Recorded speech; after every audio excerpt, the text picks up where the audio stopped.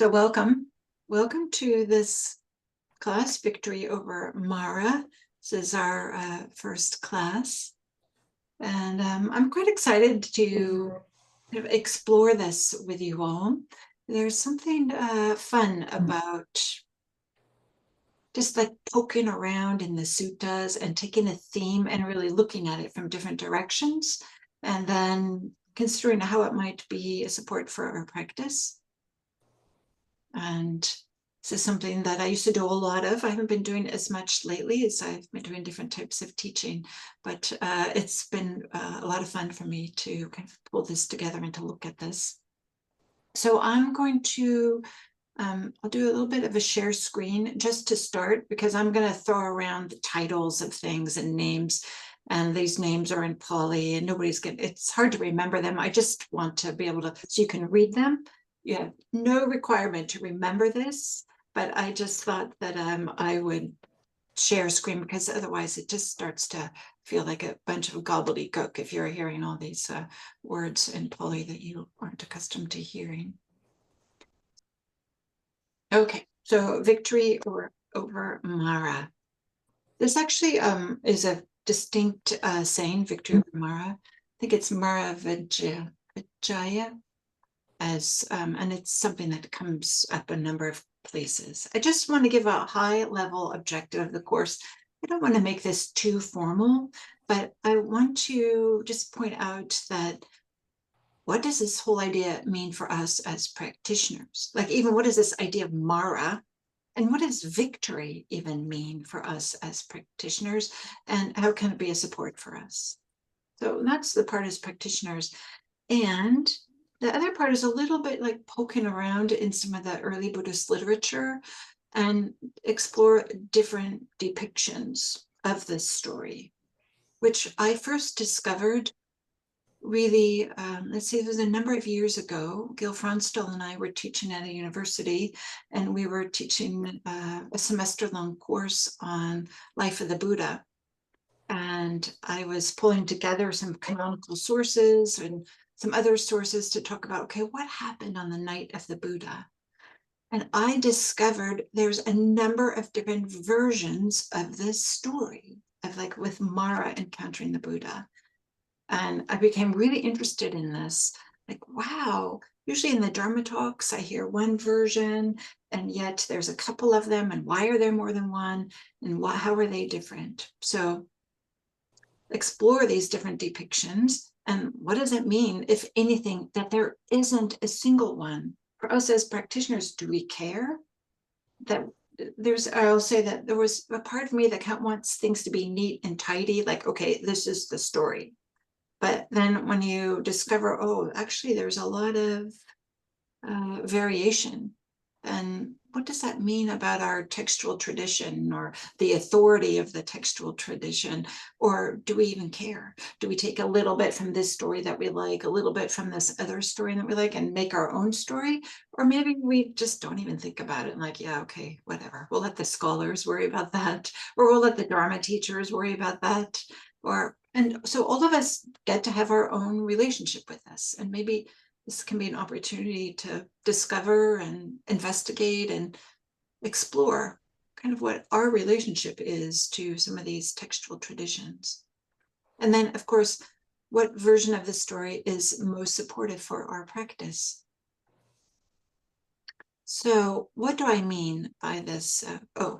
This idea of victory over Māra. So I'm referring to a particular story.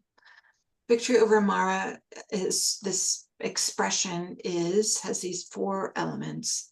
The Buddha to be, so before he's awakened, he goes to the Niranjara river, or Bodh Gaya, to sit under the Bodhi tree and meditate until he becomes awakened. And then in this story, while he's doing that, Māra shows up and confronts the Buddha to be. And then ensues as this conflict between Māra and the Buddha.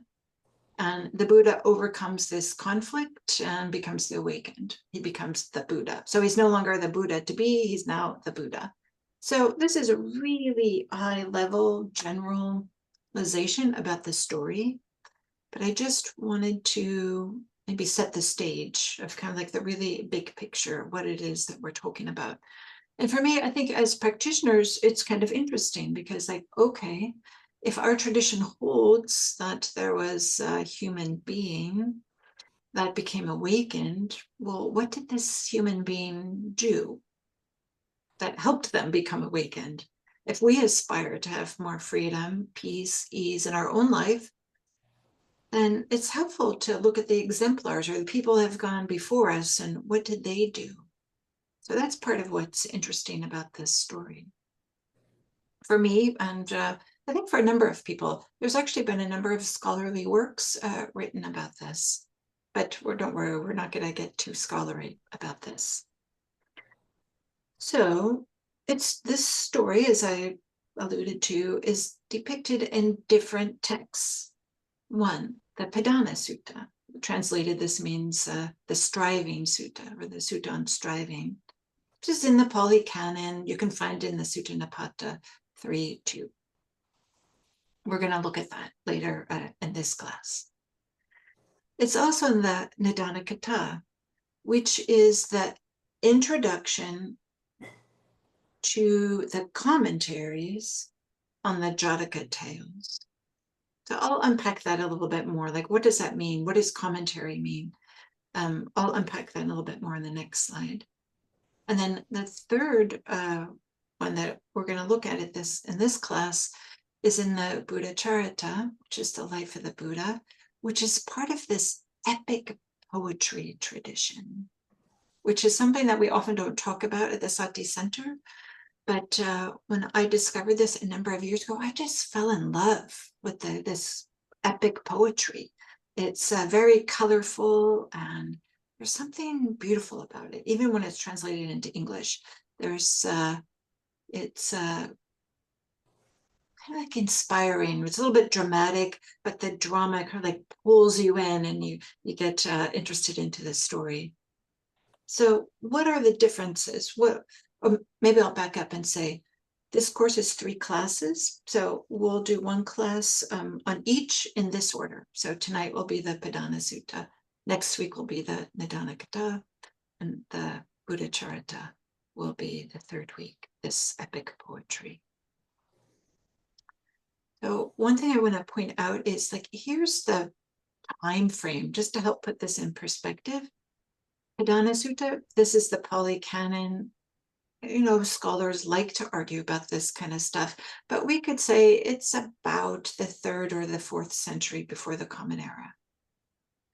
And then the Buddha Charita is the next piece that scholars agree that's written about this. You know, this could be up to 600 years between here. So this is a long time. And then the Nidana Kata is even after that. So there's this, the Padana Sutta, all scholars agree this is the earliest version. And then there's different versions that arise in different texts. I'm only listing these 3 because I'm looking more at what's happening earlier. Those of you who are familiar with more Mahayana literature will know that the Mahayana has a whole nother tradition about the life of the Buddha, where they have a lot of stories as well. Everybody agrees that it's this Padana Sutta is the oldest. And then for us, we can talk about, well, what does it mean that it's oldest? Does it matter? Like, who cares that this is the oldest? Does that, for some people, they really want to, that is meaningful for them because they want to get as close to the Buddha as possible. They feel like that's going to be most authentic or something like that. So this is the end of the PowerPoint presentation. I just wanted to be able for you guys to see these words that I'm throwing around: Padana Sutta, Buddha Charita, Nidana Kata. And you may ask, well, Diana, why don't we look at these in the order that they are in the timeline in this course? why are we starting here? And then the next week, we're going to do the Nidana Kata. And then the third week, we'll do this Buddha Charita. This will become evident as we look at it. There's a link between the Padana Sutta and the Nidana Kata that becomes obvious as we look at it some more. And the Buddha Charita makes maybe more sense after we've seen the Nidana Kata. But, you know, I could make an argument to do things differently, but this is the way that I'm choosing to do it. So maybe before I go on, I'll just pause for a moment. Are there any questions about this so far? Kind of starting with the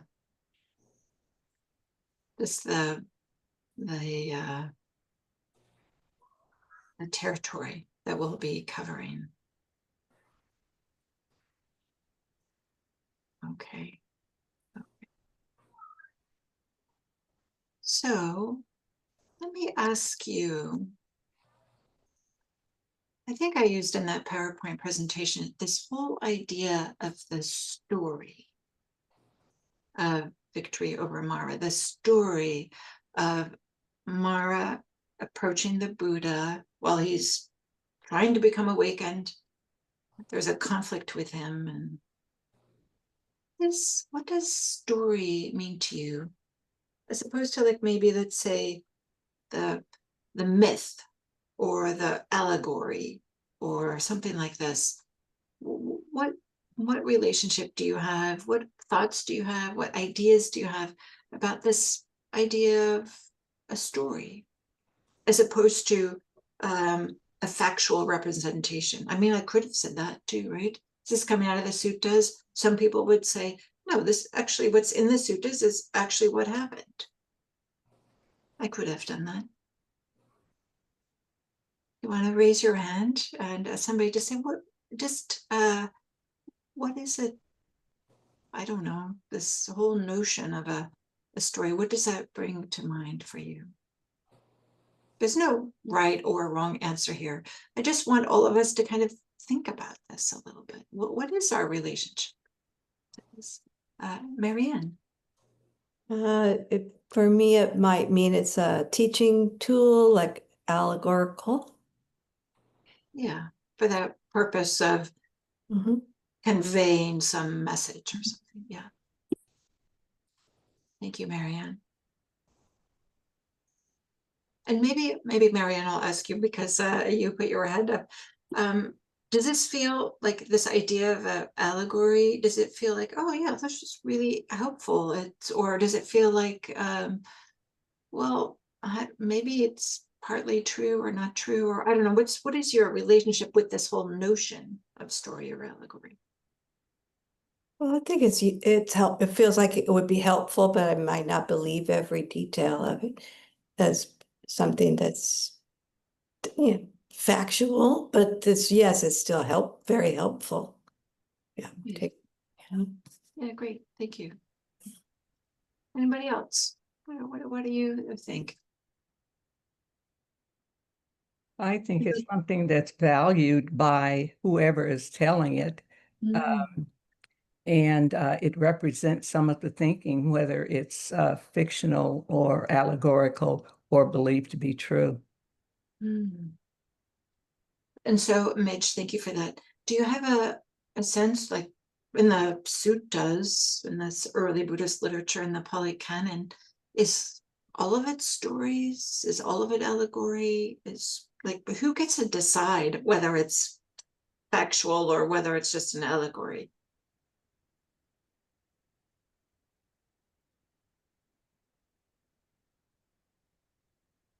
Mitch, do you have an idea? Or? Well, what comes to my mind is experience, a person's experience of it.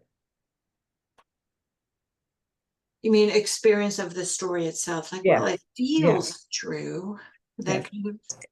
And the person's how the person internalizes whatever the story is.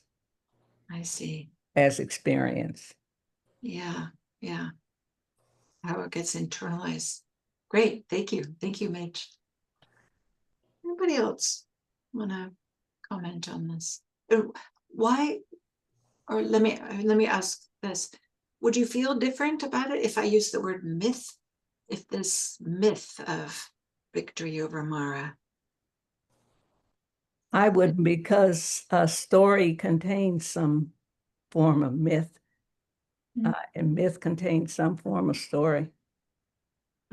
Yeah, there's a relationship between them. There doesn't have to be necessarily one or the other. Thank you, Midge. Patricia. When you asked that question, what came to me was that I had already assumed it was a myth. Because, well, the version I've heard is that all these arrows came shooting at the Buddha and then he turned them into flowers. And so, like, of course, like, to me, like, I don't know, I've already assumed that. Because it has some, I'm sorry, go on. Oh, and then the other thing that also popped in my head was like, it doesn't matter. Like, to me, it doesn't matter. I don't care what it is. It's the meaning behind it. Like, what is the teaching? So I don't know. And so the version that you're familiar with has supernatural elements, so clearly it's a myth. Yeah.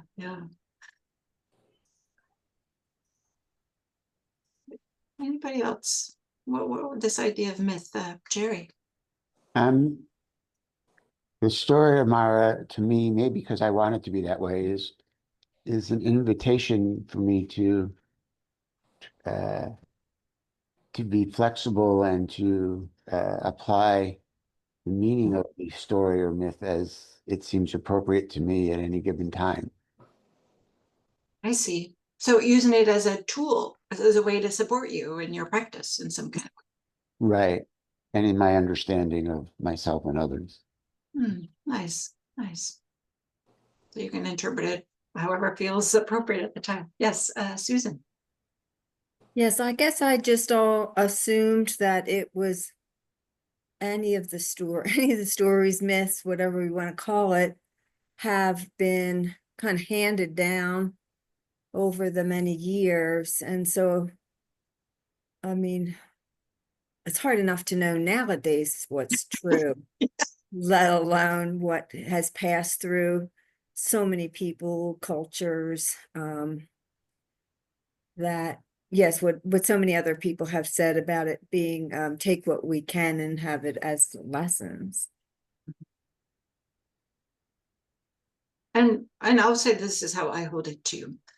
And I also want to respect that there are individuals and communities that really hold the Pali Canon as very sacred and or take parts of it, if not all of it, literally. So I want to acknowledge that. I come from a different viewpoint or have a different understanding. And I think much as many of you, this idea of story or myth, well, stories may or may not be true, right? Often we just don't know. But myths, we would say, really the literal meaning of them is not meant to be taken seriously. It's more meant to be symbolic. And myths usually have something to do with, the cosmos or cultural truths or something like that. And myths are often filled with archetypes and maybe metaphysical truths or something like that. Whereas a story could be the Buddha's back was bothering him, so he went to go lay down and asked Ananda to teach in his stead. That's a little story too, but it doesn't really say so much about practice or life or something like this. So maybe I'll just emphasize something like this, that myths often have these archetypal figures in them. And some ways, maybe we can consider that the Māra figure is an archetype and maybe the Buddha is an archetype too. That's something that we might consider. And maybe I'll say, maybe some of the functions of that is of myths as opposed to maybe stories or just telling information, whereas myths tend to say something more about our culture. Or I'm sorry, I can see the sun is my face here, is something about the culture or or maybe cosmos. I'm using these words. I think this is something that we can say. So having said that, I want to say a little bit about Māra, what we find in the Pali Canon. I gave this brief overview of victory over Māra as one particular story and myth, allegory. We can make up our own minds about that as we talk about it. But before we go into that, I want to just say a little bit about Māra, how he shows up in the Pali Canon. Many of you are familiar with this idea that, kind of sprinkled in the stories are the Māra goes up to the Buddha and they have some exchange and the Buddha says, "I see you, Māra," and then Māra disappears. This is a trope that we see in a number of different suttas. There's also in the Samyutta Nikaya a whole chapter where Māra goes up to nuns. And every single one of these nuns says, "Oh, that's Māra." So Māra approaches the nun, tries to trick her or tempt her, or he shows up disguised in different ways. And every single one of these nuns, like in Diana's version, like, "I see you, Māra." and Māra disappears, and he's not able to dissuade them from from practicing some more or anything like this.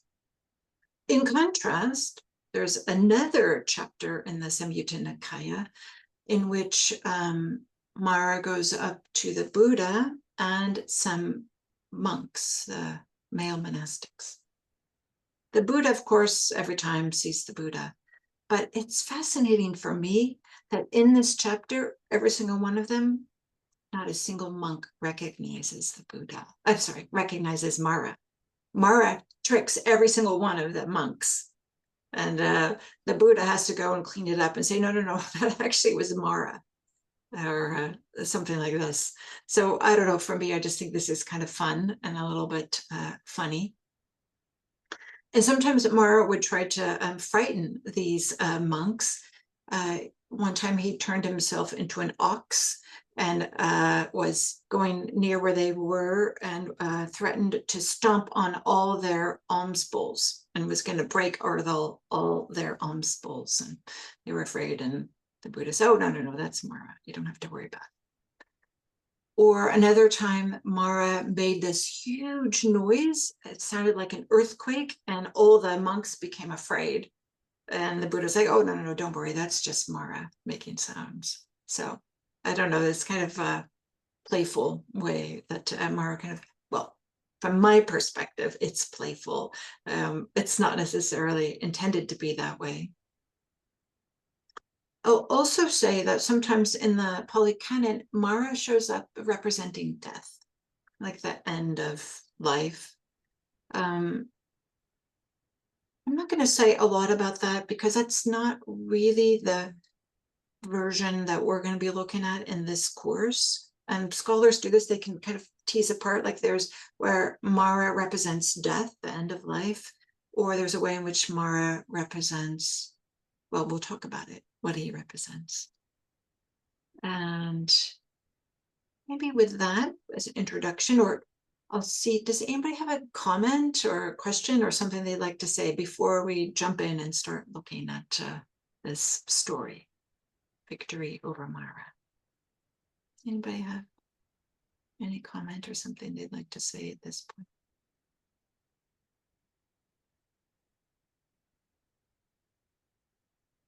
Okay. So I'm going to share screen again. This is the Padana Sutta. It's Bhikkhu Bodhi's translation by but I've done some annotations on it to help us.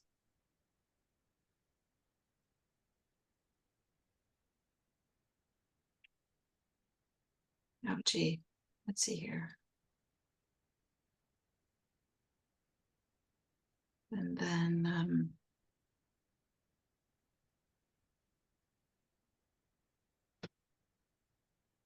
here we go.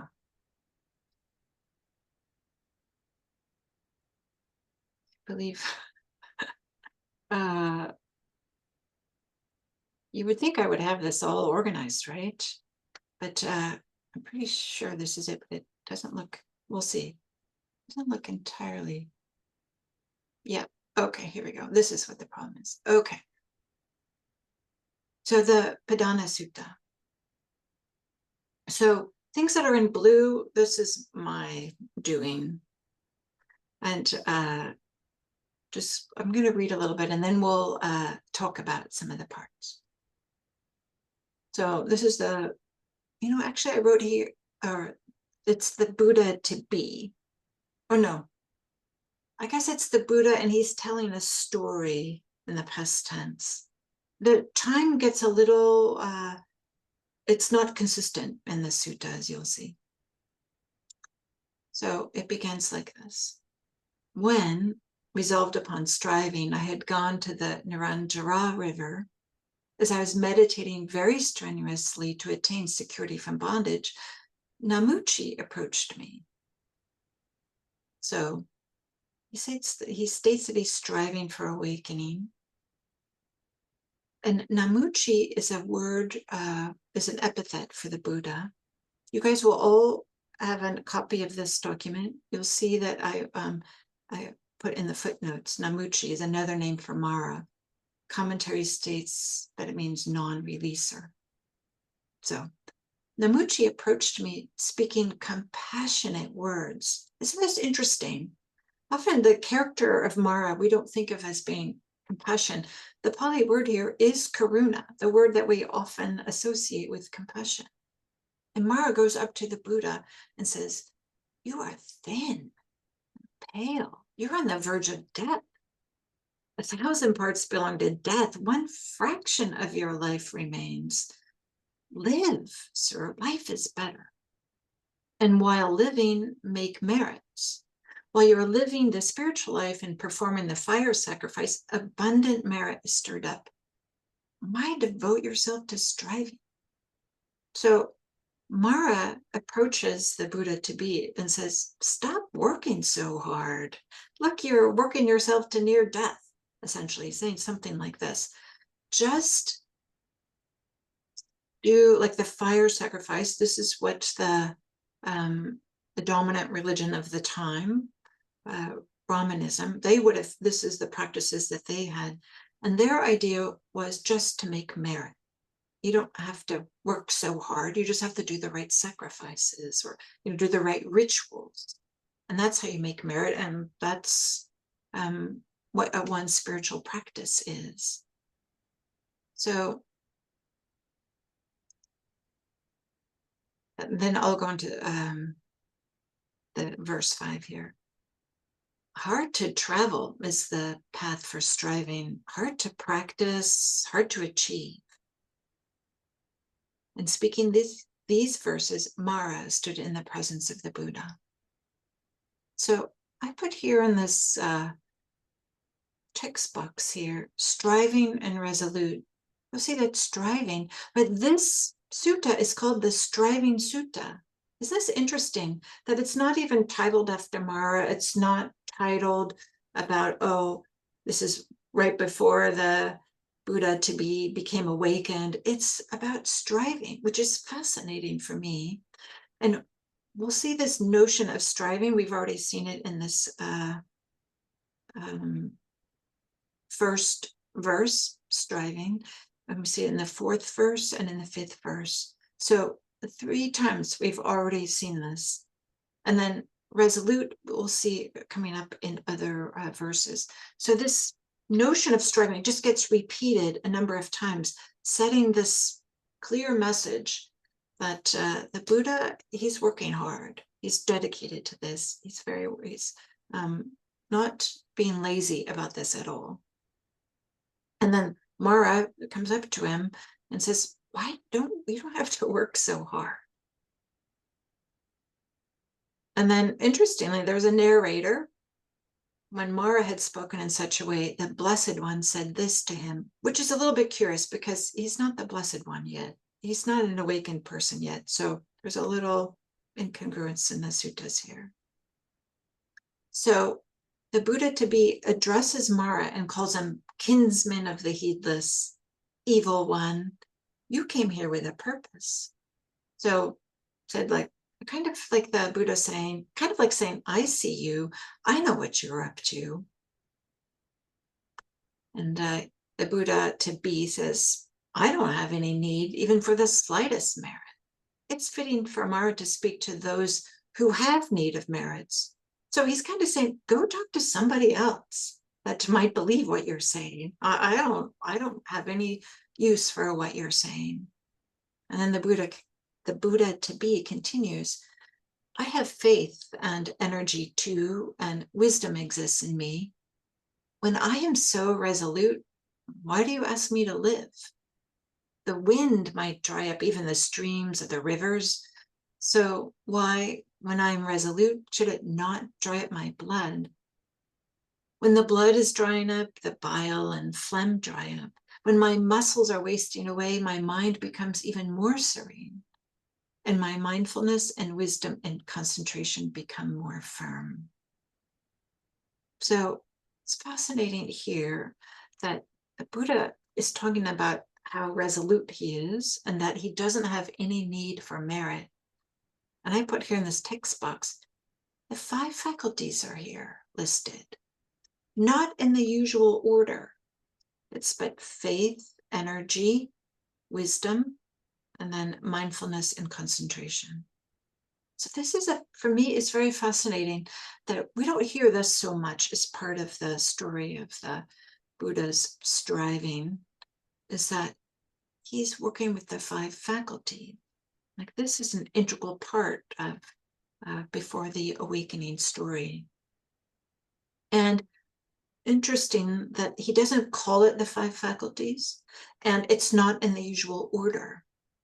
And so scholars would say that some of these elements showing up not in the usual order and not given the title is often, not 100% of the time, but most often, is an indicator that the sutta is actually early in this whole tradition of Buddhist literature. There's a way in which teachings happened, and then later they got systematized and codified, and all the lists got made. So before, all the lists were just the Buddha talking and explaining and teaching. This is one way that the Buddhist literature is understood as a way to maybe decide strata of what's the earliest and what's later, is how systematized it is. And this is consistent with, I'm going to stop sharing here for a moment. This is consistent with, I know when I was a student, right, the professor would be giving lectures and I would be taking notes. And then in order to like study for exams, for example, I would take notes and kind of like condense them and maybe make flashcards or something like this. And there would be a way in which things would get codified in my notes. So this is what humans do. It starts with a story and then it kind of gets systematized.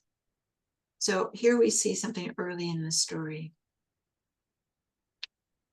I'll just pause here. What do you guys think about this idea that the 5 faculties are here as the Buddhist tribe? We're not seeing the 7 factors of awakening, for example, even though there is an overlap. We're not seeing, he's not saying, I've been practicing the Anapanasati or Satipatthana Sutta. He's not saying these types of things that we often hear. Instead, it's the 5 faculties. Does anybody have a comment?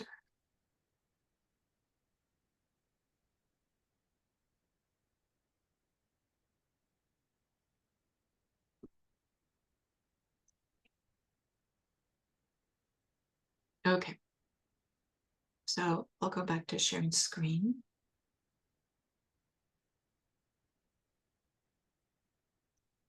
This shouldn't be this hard. Here we go. I think.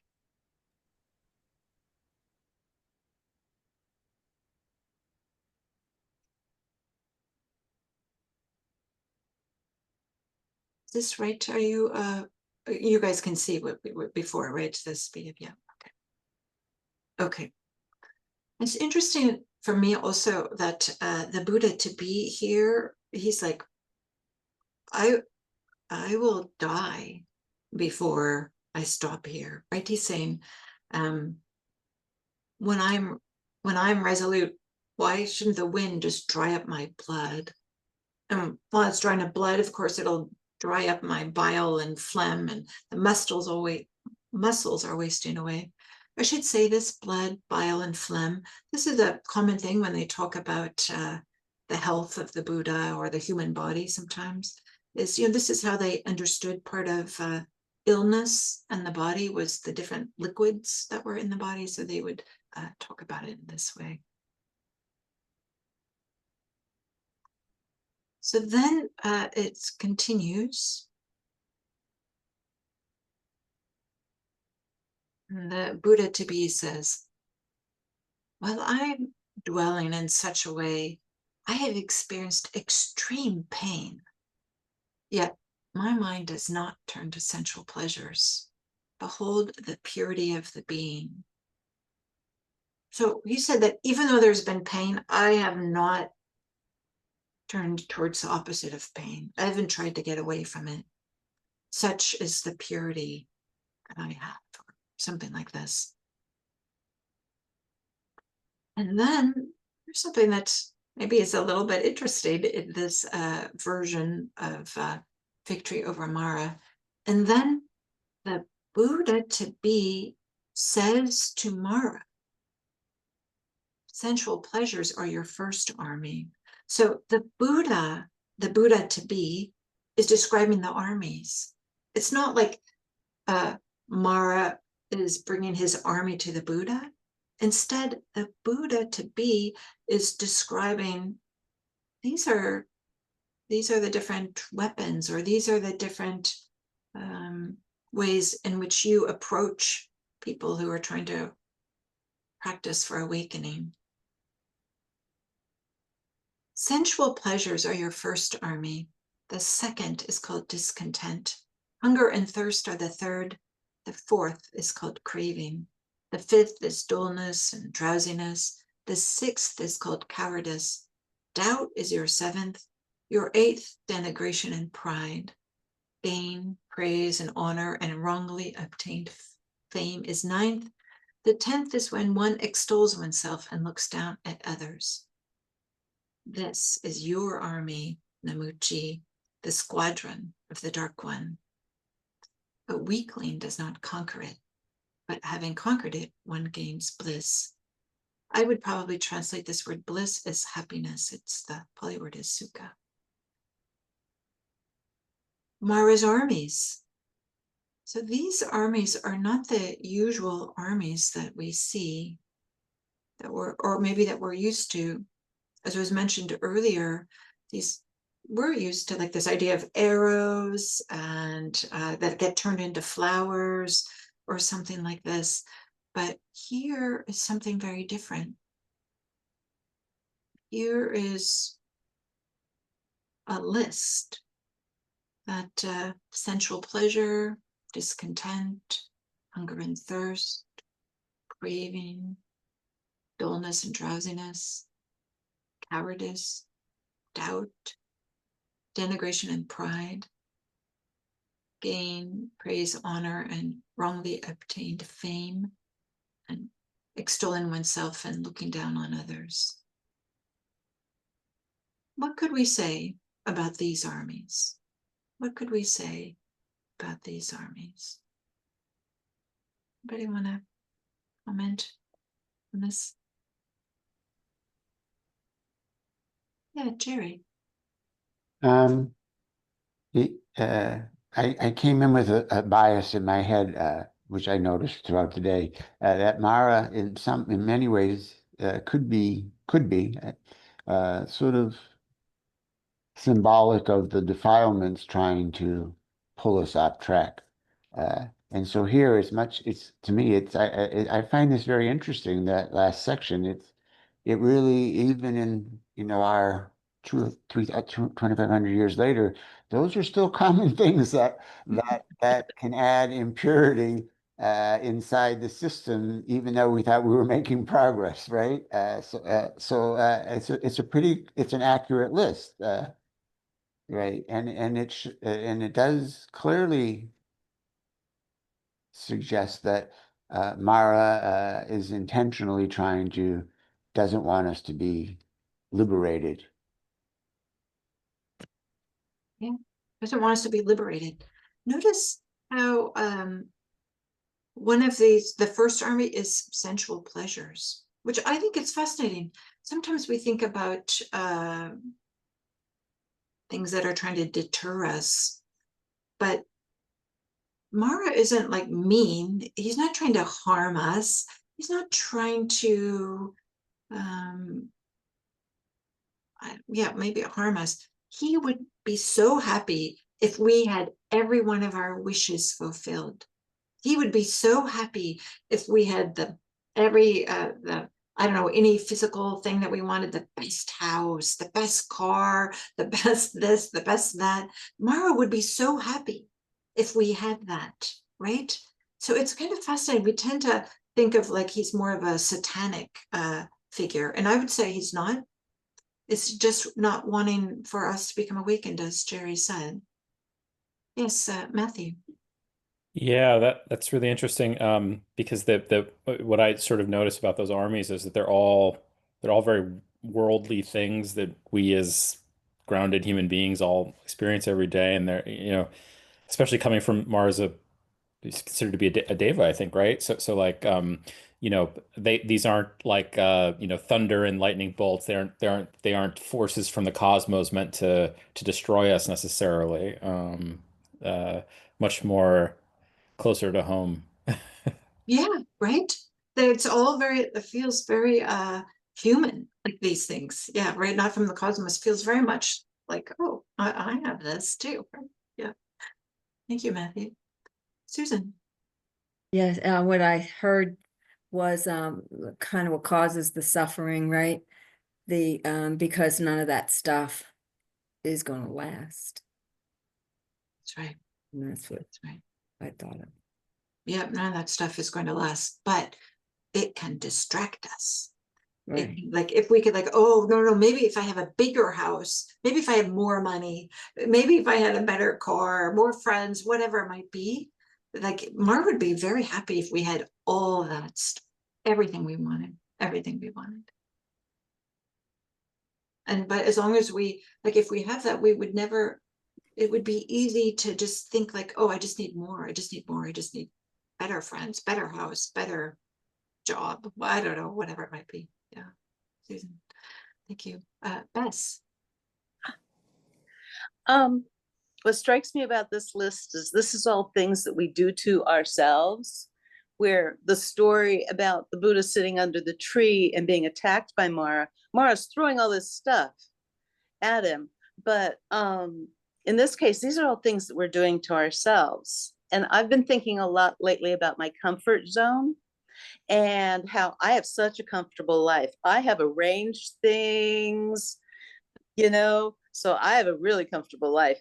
And I've been looking at my actions a lot lately, the choices. And I think Māra is like this cheerleader. When I say, I could do this comfortable thing, or I could do this wise thing.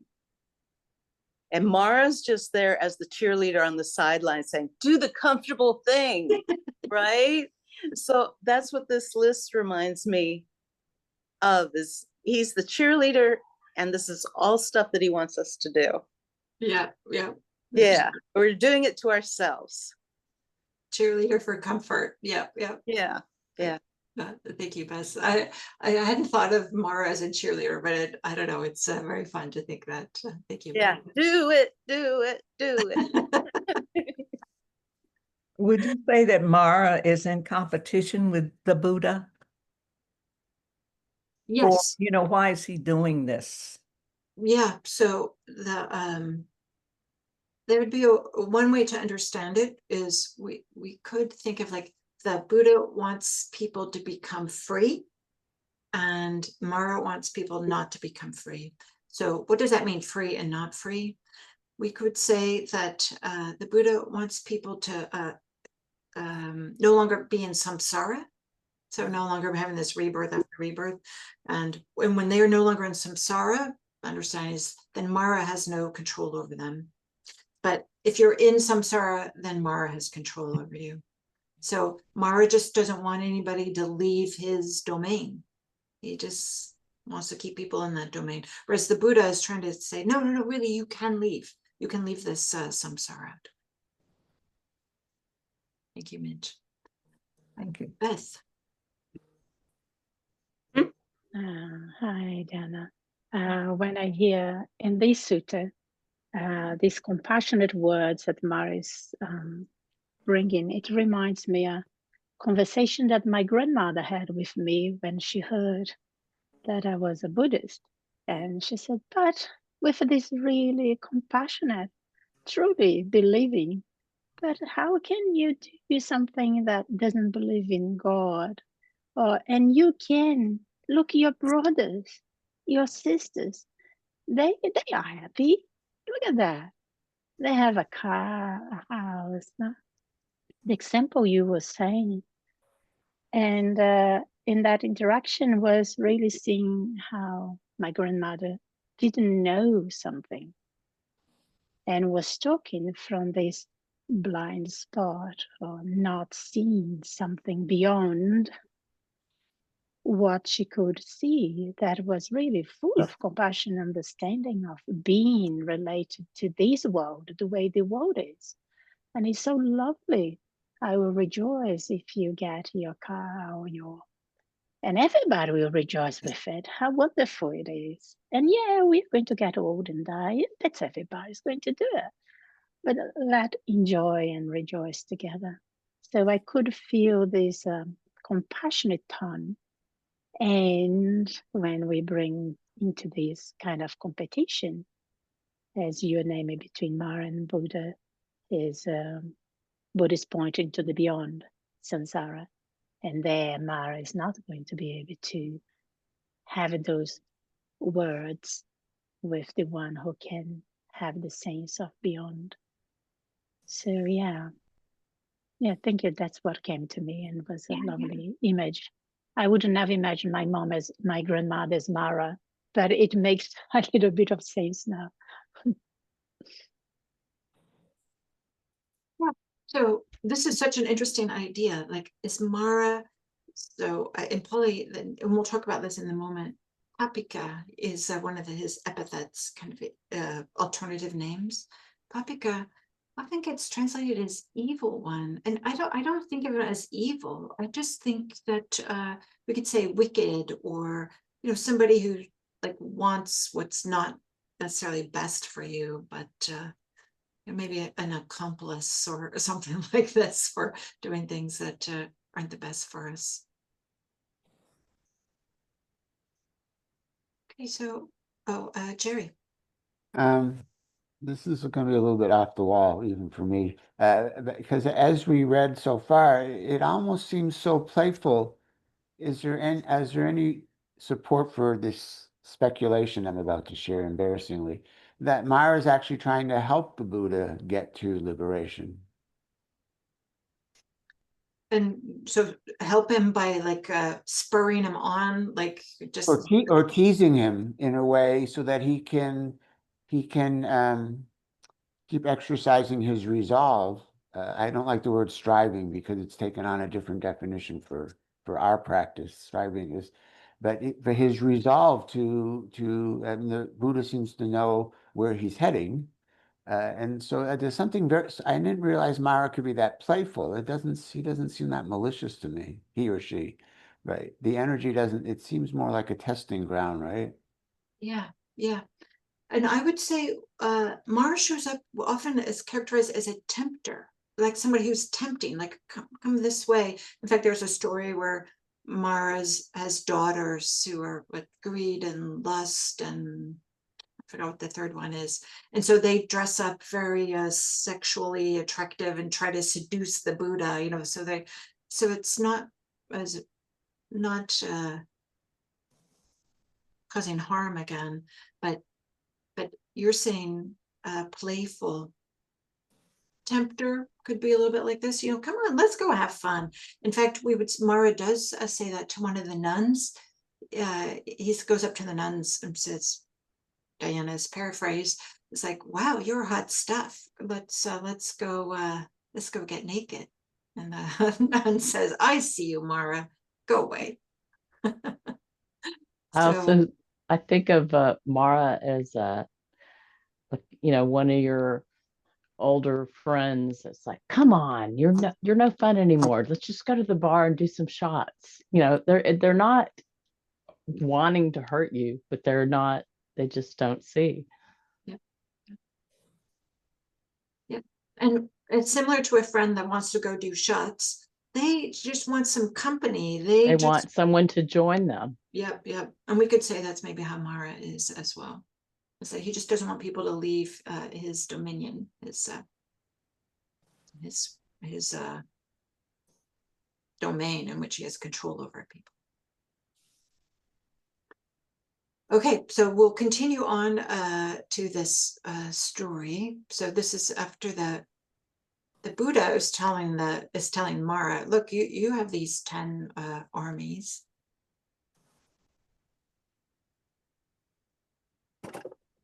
And then the Buddha he emphasizes re-emphasizes his commitment to winning this battle. He's now calling it a battle with Māra's armies.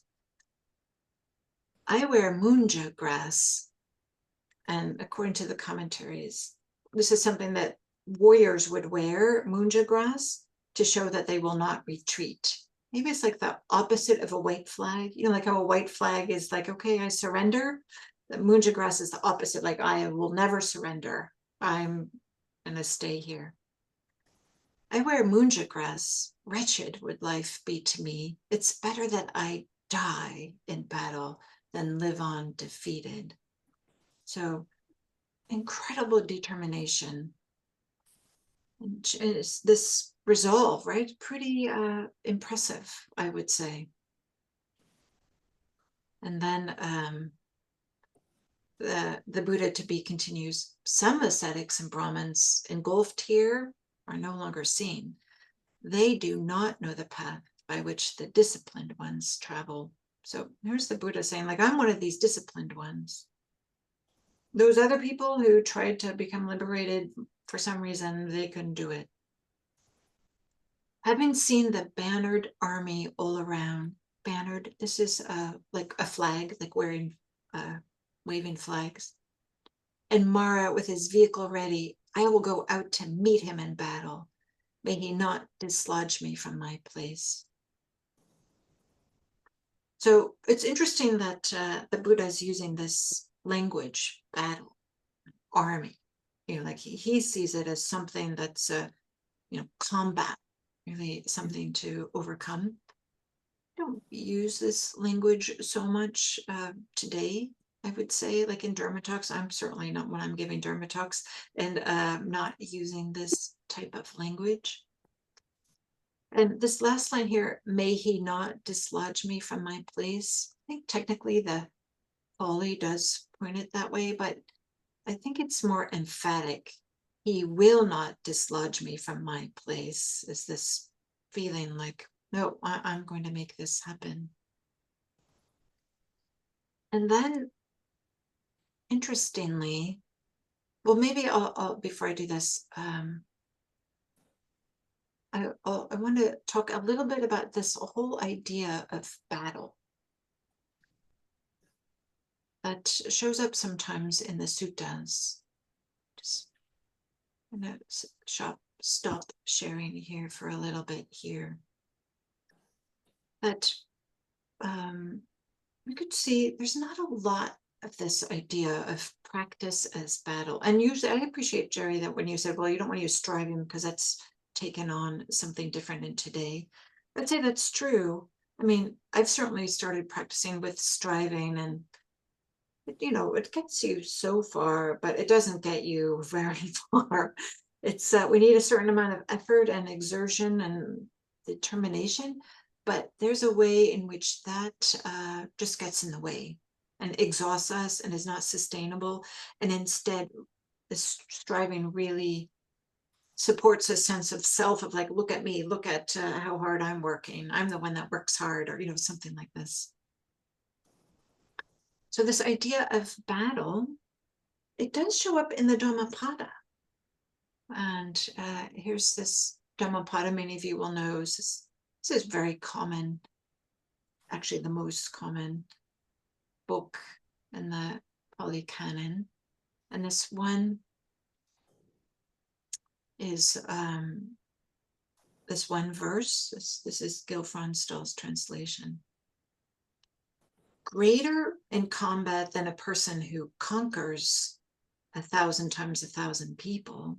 So greater in combat than a person who conquers 1,000 times 1,000 people is the person who conquers themselves. It's kind of using this word conquer is like one who gains mastery over themselves, or isn't pushed around so much anymore, or something like this. Or this, maybe, you know, at this time when the Buddha was teaching, there was a lot of social discord, a lot of wars happening at this time in ancient India, as like monarchies were replacing republics, and the agrarian system was starting to move into a little bit more cities and things like this. So there's a lot of social change happening, and there was a lot of battles, really. So even this idea of conquering. And then maybe I'll read something else here, is conquer is part of practice. This is part of Majjhima 6, the Kankeya Sutta, which in English would be, if a bhikkhu should wish. This is how it gets translated. So this idea of conquering shows up here. This is just a small little excerpt out of Majjhima 6. If a bhikkhu should wish, may I become a conqueror of discontent and delight, and may discontent not conquer me. May I abide transcending discontent whenever it arises. So if a Buddha wishes this, then, if a bhikkhu wishes this, then let him fulfill the precepts. Let him be devoted to eternal serenity of mind. Let him not neglect meditation. Let him be possessed of insight, and let him dwell in empty huts. So just this way, if you want to conquer some of these things that are troubling, you know, practice. These are often the ways that we understand practice. And the sutta continues with a number of things to conquer, including fear. If you want to conquer fear, fulfill the precepts, be devoted to internal serenity of mind. You know, this is having some peacefulness, some internal peacefulness. Don't neglect meditation. Be possessed of insight and dwell in empty huts. Dwell in empty huts means could mean literally, you know, spend some time in quiet, but also means not being out socializing, trying to get all your get validation from other people, or just busy yourself with socializing with people or something like this. So that's one way in which this whole idea of conquer comes in, or battle comes in, some of this military imagery. And there's one last one that I'm just going to say briefly. In this Kayagatasati Sutta, this is also in the Majjhima 119. This is the mindfulness of the body sutta. And portions of this are in the Satipatthana Sutta, portions of this are in the Anapanasati Sutta. So many of you are familiar with different elements of this sutta, if not this exactly. So here's an excerpt. It says, when mindfulness of the body has been repeatedly practiced, developed, cultivated, used as a vehicle, used as a basis, established, consolidated, and well undertaken, like really doing mindfulness of the body, then there are these benefits. One becomes a conqueror of discontent and delight. Two, one becomes a conqueror of fear and dread. So here we are again with this idea of overcoming, or I'll use this word, overcoming discontent, delight, fear, and dread with practice in the way that we're usually think of practice in contemporary times. So this idea of battle or conquer, sometimes it's in there in the Pali Canon, not a lot. Usually, I haven't done an exhaustive search, but the search that I have done, it's usually talking to kings or about kings, or literally conquering land and telling them, well, instead of doing that, maybe practice or something like this. So I just want to throw that in there. This whole notion of victory over Māra, has implicit a certain, we might even say violence or something like this. So, or maybe it brings to mind the idea of violence, if not violence itself. And then let's get back to our sutta here.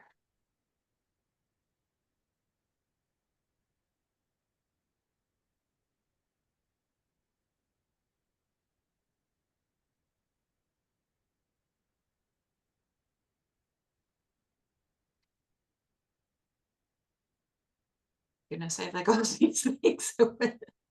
It's so funny. You guys can't see it, but my little computer screen is only so big that there's a. Okay, so then this is where the language and time gets a little confusing. I'm sticking with really what the Pali is doing here. And that is the Buddha is predicting. He's talking about the future. And there are some Pali scholars who say that, talking about the future could be understood as the present or the past tense, but I'm taking a little bit more literally here. And that's what Bhikkhu Bodhi has done here too. Though the world with its devas cannot overcome that army of yours, I will destroy it with wisdom, like a fresh clay bowl with a stone. So this is a little bit throwing a rock at something that's just made out of clay, and then, just gets collapsed, and the bowl can no longer function as a bowl, right? Once you throw a rock at it and collapse it. A little bit of violence there, we might say. And the Buddha to be continues, having gained mastery over my intention, and with mindfulness well established, I will wander from realm to realm, guiding many disciples. And heedful and resolute, those practitioners of my teachings, against your wishes, will go to the state where one does not sorrow. So the Buddha is predicting that he's going to win this battle. And not only that, he's going to teach. And not only is he going to teach, his students are going to become awakened and will no longer be within the purview of Māra. So this is a really different version than often what the stories of the suttas are telling us about the Buddha's hesitation to teach and these types of things. Something very different here, what we see in this early sutta. I don't know, I kind of like appreciate his confidence and this expression, I will destroy it with wisdom. So it's not with because he has more supernatural powers. It's not because, I don't know, other ways because he's violent or something like this. He's just saying, I will destroy it with wisdom. And what I appreciate about like the stone getting thrown at a fresh clay bowl is that it's like there's no ambiguity whether this fresh clay bowl is destroyed. If there's a rock hits it and it has a big hole in it, or it collapses or something like this, it's not that it's pointing to something subtle that maybe I'll find a way around it. I'm like, this is pretty clear. Nope, I'm going to destroy it. And it's going to be with wisdom, is how I'm going to destroy it. It's fascinating for me. And I find it kind of inspiring, actually, that he has this confidence. And he's talking about wisdom. He's not talking about supernatural, something that isn't achievable, I would say, from any of us. And then Māra, for 7 years, I followed the Blessed One, trailing him step by step, but I have not found an opening in the Enlightened One who is mindful. So Māra is saying, I've been trying to get this guy for quite some time, but because he's mindful, quote unquote, he's always sees Māra. And then what's interesting is that Māra continues. There's more that he says. There was a crow that circled around a stone that looked like a lump of fat. Perhaps we'll find something tender here. Perhaps there may be something tasty. But finding nothing tasty there, the crow departed from that place. Just like the crow that attacked the stone, we leave Gautama disappointed. Excuse me. So much was he stricken with sorrow that his lute fell from his armpit. Thereupon, that saddened spirit disappeared right on the spot. It's a little bit of surprising ending. Like, wait, lute? What? Māra's playing a lute? You know, like a stringed instrument? And was this like something that was being sung, or he was singing, or like what is this about a lute? And Māra is talking about a crow. Like Māra brings a simile, how a crow mistakes a stone for something tasty, but realizes, oh no, this is a stone, and leaves. The crow would discover that quite quickly. It took Māra 7 years to discover that the Buddha could. So I've included here in this box, what are these different epithets of Māra that we see here? Just in this one sutta, Māra gets named these 1, 2, 3, 4, 5 different, well, including the word Māra would be 6, different epithets, different names. What do you think about this? Why are there different names? And what do the different names suggest? We have Namuchi. We could translate this as non-releaser, or one who doesn't set free, or one who doesn't, we could say, allow releasing. Kinsman of the heedless. You know, a person who's in the family of those people who aren't diligent, or who don't apply themselves or something. Evil one, Abhima. And I said I preferred wicked one, partly because evil for me feels a little bit too much like this Christian satanic thing, and this like good versus evil. And I don't think that's what's here. It's not good versus evil what's getting set up here, in my estimation. Some Dharma teachers maybe and some scholars would say, no, this is good versus evil, but I don't have that sense. It's not my feeling. Dark one, that I would say the way that I'm understanding this is that when there's light, we can see clearly. When there's dark, we don't see clearly.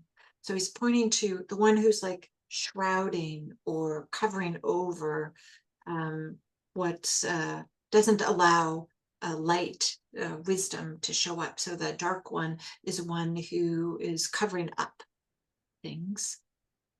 And it's just a spirit. He's called spirit, which is a yakka. some of you, maybe I'll talk about this a little bit in the next class, but a yucca is actually just a low grade spirit here. In some suttas, he's elevated up to a deva, but in this one, he's not a deva. He's just yucca. I know when I give Dharma talks that include yuccas, I translate a yucca as a goblin, like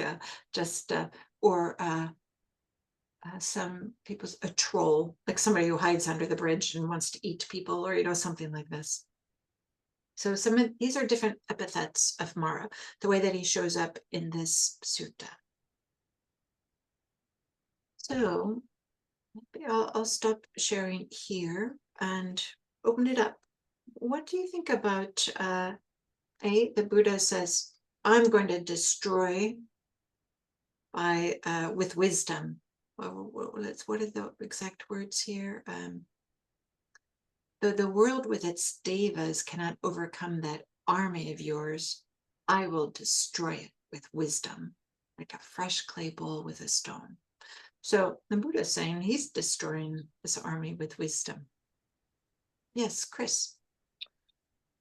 Yeah, I wasn't going to answer that question in particular, Okay. but it had to do with the different names for Māra.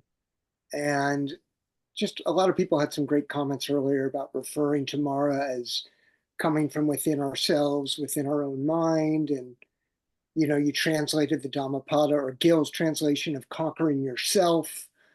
And one of your questions is, what is the concept of Māra? Yes. And so is it not just our conditioned, unaware self that's kind of seeking greed and seeking pleasure? And so when I use the word Māra to point to something, it almost feels like I'm trying to externalize something that I'm just creating in my own mind that's coming from within. And so I was just curious, we see the Buddha as a person. Someone had mentioned Māra maybe being a deva, but I didn't quite get that. So I'm just curious of what the concept of Māra is. And are you expecting that there's one clear single? No, not at all. Well, perhaps. Yeah, Chris, I think that this is part of what I want us to explore together.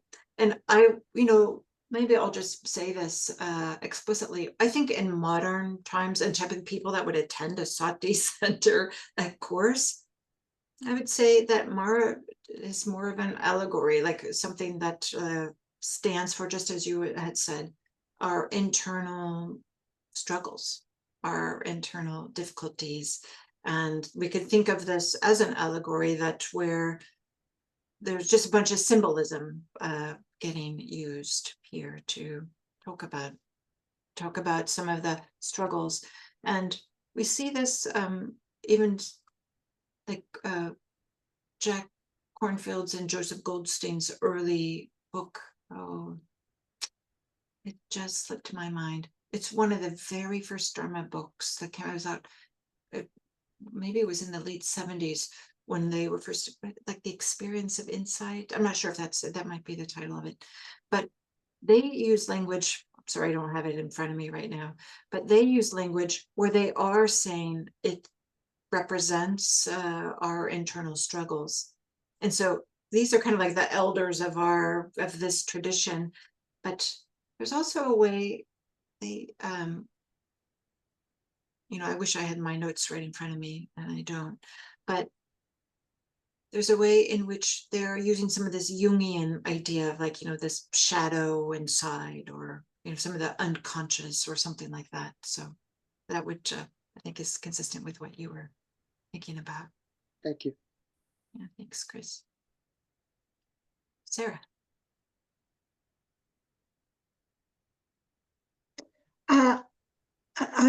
Another thought was the Māra's giving up after 7 years, and to me that is actually quite wonderful that it took the Buddha 7 years of struggling to overcome Māra. I think it to us regular householders, that's optimistic. Like, don't give up the fight. You know, you can do it. You can overcome discontent, seeking after all of the armies. You can overcome it. It might take longer than 7 years, but it took the Buddha 7 years. So I don't know, there's hope. Very nice. Very nice. Thank you, Sarah. I appreciate that very much. Jerry. He's following and he's the Patrick, the man who just went before, Chris. way off. And again, this is a new bias in my own mind, but I did come with the bias that I'm not out to destroy parts of myself, because I think I tried to do that, and it made me feel worse about myself. So it's about integration, and so the fact is that wisdom can hold both. So I think of cigarettes. People, like, aren't you tempted? And it's like, hey, I quit for a half a lifetime, but something happened that when I really quit, I dislike the smell of them as much as anybody. But I'm reminded of the integration between wanting and not conquering, but integrating. I don't like the word I brought this up a little bit in the when you did. We have to abandon or destroy. Right. And that doesn't make sense to me, because I've tried it and it doesn't work. You're still a house divided if you've conquered the desire versus you've incorporated it. And what you get out of that is a sense of both sides. And so the sense of goodwill and sort of agency, and that you're taking good care of yourself, you have to remember that you've conquered, that you've not conquered, I use the same word, but that you've moved past that. Very nice. Very nice. Because implicit in this idea of conquering is that there's a good part and a bad part. And yeah. Great. Thank you for highlighting that. Yes. Hi. What struck me about that list of names from Māra, there's nothing on there. The destroyer, the attacker, the warrior, none of that. When we think of things we have to defend ourselves from, all of that. So I guess if the usual names of the attacker aren't on the list, then our usual ways of defending ourselves don't work. So that's just what leapt out at me, was what was missing from that list of names. Very nice. Very nice. Yeah. So, just you were saying that, Bess, brings to mind, I wonder if we should be using this word armies, right? Like it's Māra's armies. Maybe it doesn't need to be army. Maybe it's tactics or, something like that. And then we would have a very different relationship. And then we could retranslate some of these other words like conquer or battle or something like that. Yeah. Thank you, Bess. Yeah, so what came to me was I'm going to dissolve with wisdom. Dissolve Manichi, all the Māra tendencies with wisdom through meditative practice. It's a little bit hard to hear you, but I think you said dissolve, or did you say resolve? Dissolve, D-I-S-S. Dissolve. Yeah, with wisdom instead of destroy. Very nice. And that's been, in my experience with my meditation practice, it's not this aggressive, okay, I'm going to change this or change that or go after this or, destroy and conquer. There's been a dissolving pattern. There's been very nice. A dissolution.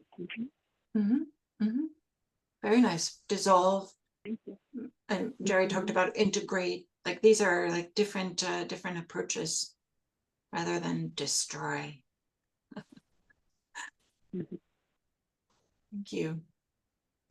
So I wonder, are there any advantages are using this type of language of a battle and victory, something like this?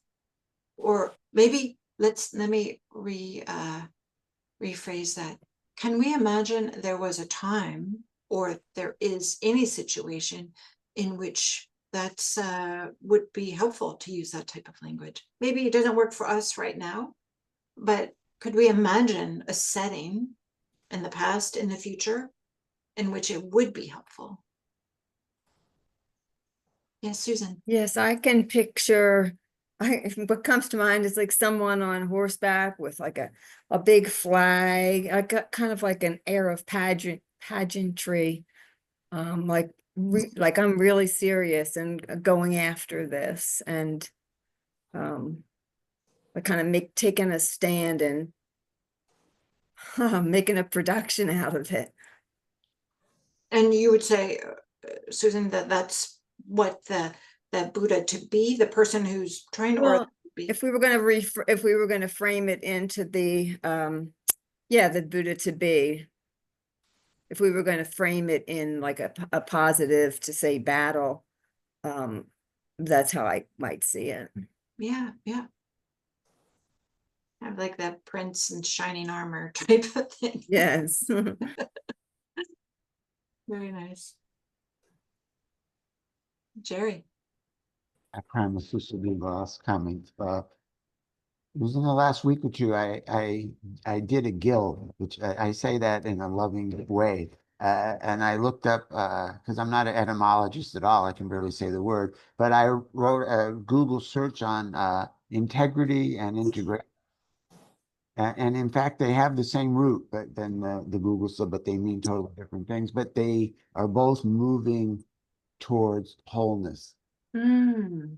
I would think that that's a wholeness and integration is a big part of the practice. Yeah. Yeah.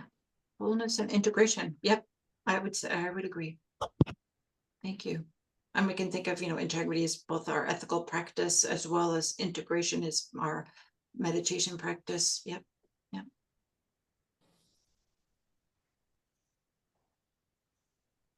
Patricia.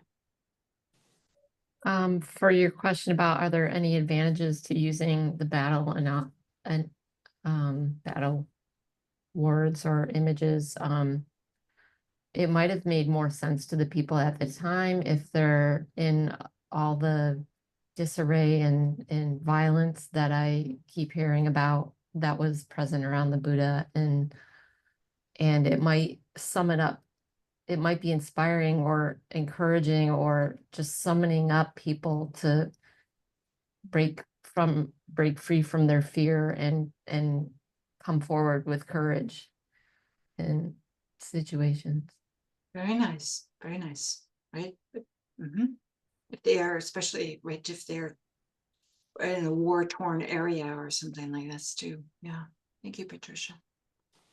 Jessica. Yes, hi, thank you. I actually have a side question about the sutta when they say the Buddha went realm to realm. Are they speaking of the different realms, like the hell realm, hungry ghost realm, things of that? Has anybody gotten that specific with it? I'm curious that Bikaboy translated that as realm. We could translate it as country to country or region to region or something like that. Thank you. And Marianne. I was agreeing with what everyone said about when you would use language like that, battle and victory, those kinds of words. And another way I was thinking of it too is you would also use those words if you had just really finally reached your conclusion and had full faith and you just were so dedicated, and it would just seem like a gestalt it all came together for you, and you would just almost need to use those kind of words like, yeah, this is it. this is the real thing. I'm convinced. Yeah. And there's like, this is the most important thing ever. Yeah. Yeah. Mhm. I would say something that occurred to me is like working with addiction, especially like addictions that could be life-threatening or, you know, really harmful. It's not easy to let go of addictions. And maybe there is a sense of like, okay, I'm gonna find my way with this. I'm gonna work with this no matter what comes up. And we could imagine that Māra, especially with this first army being with sensual pleasure, we could interpret it as like, okay, people, of course they do, but they have addictions to comfort. Of course they do, right? That's just natural. We don't want to not be comfortable. And so maybe there's this way in which working with addiction feels like a battle, or we could use that language or something like this.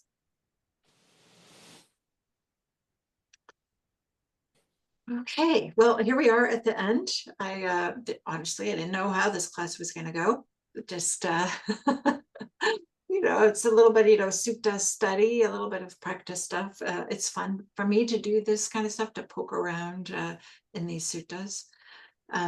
Next week, we will jump 800 years to do the commentaries to, it's fascinating that it's the commentary to the introduction to the Jataka tales. Maybe I'll just give a little preview.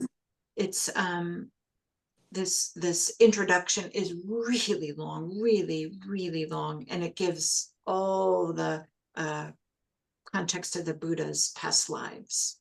And the Jataka tales, some of you know, are the stories about the past lives. And so this introduction is the first biography that's in the Pali tradition, shows up, you know, 800 years after the time of the suttas. So maybe some of you don't know this. There is no one biography. It's just little bits of the Buddha's life shows up in terms to support some teaching point. So it's not until, you know, hundreds and hundreds of years later that a biography gets created. So I think that's interesting in itself. So we'll look at something very different. It's based on, well, we could say it's based on the Padana Sutta, what we just looked at. I feel like that's the earliest version, and then we'll see what the Pali tradition comes up with next. So next week. For those of you who don't know, you should have, I believe all of you received a email that was about like 2 hours before the course that should have had the link to this Zoom and a link to a Google folder, a folder on the Google Drive. And in that drive is the copy of the sutta that I shared with you guys. So you should have it already. And then I will put up the document for the next thing that we're doing, the Nidana Kata. I'll put that up there. Not going to promise exactly when that's going to happen, but certainly before the next class. But it might be just like 2 hours before the next class. But that's fine. I'm gonna do the class assuming you have not read it. So it's not homework. It's only provided in case you want to look back at it and use it as a reference or look at some of these things that we looked at. So thank you very much for, this was fun. It was fun for me to kind of like share this with you all, and I hope to see you next week. And if you'd like, you can unmute and all say goodbye together in a. Thank you, everyone. Thank you, Bye-bye. Diane. Thank you, everyone. Bye. Thank you. Thank you.